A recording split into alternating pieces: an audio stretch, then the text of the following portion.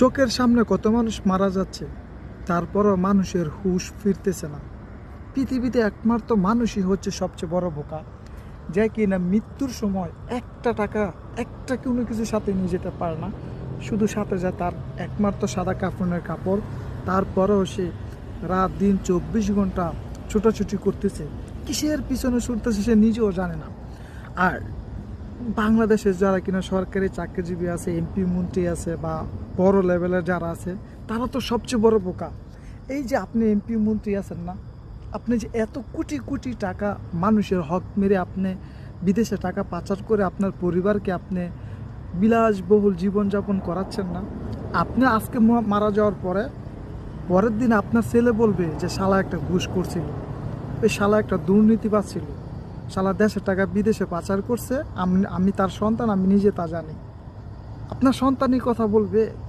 আপনার যে স্ত্রীর জন্য আপনি এখন এত চুরি বাটপারি করে তার জন্য সুন্দর সুন্দর গহনা কিনে দিচ্ছেন, আপনার স্ত্রী আপনি মারা যাওয়ার পর আপনার সাথে যাবে না, কিসের জন্য আপনি এগুলো করতেছেন?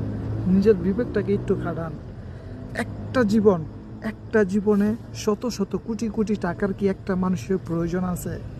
না। আপনি দেখেন, আপনার হাজার হাজার কোটি কোটি টাকা আছে, অথচ আপনি পেট ভরে খাইতে পারেন না। আপনার মনে যা চায় আপনি খাইতে পারেন না।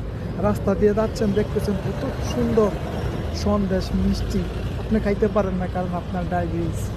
আপনি দেখতেছেন আপনার চোখের সামনে কত ভালো ভালো মানুষ মারা যাচ্ছে, তারপরও আপনার হুঁশ ফিরতেছে না। কেন?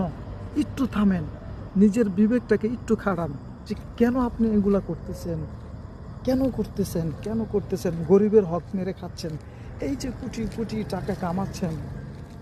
থামুন, একটু আল্লাহর কথা ভাবুন। এই রমজান মাসে, পবিত্র রমজান মাসটা যেন আমাদের জন্য আল্লাহ তাআলা হেদায়েত নিয়ে আমাদেরকে যেন হেদায়েত দান করে, এই দোয়াই করি সবার জন্য। ব্যক্তিগতভাবে কাউকে আক্রমণ করি নাই, আমি আমার মত প্রকাশ করলাম। আশা করি আপনার যদি আমার ভুল হয়ে থাকে আমার ক্ষমা দৃষ্টিতে দেখবেন। আল্লাহ হাফেজ।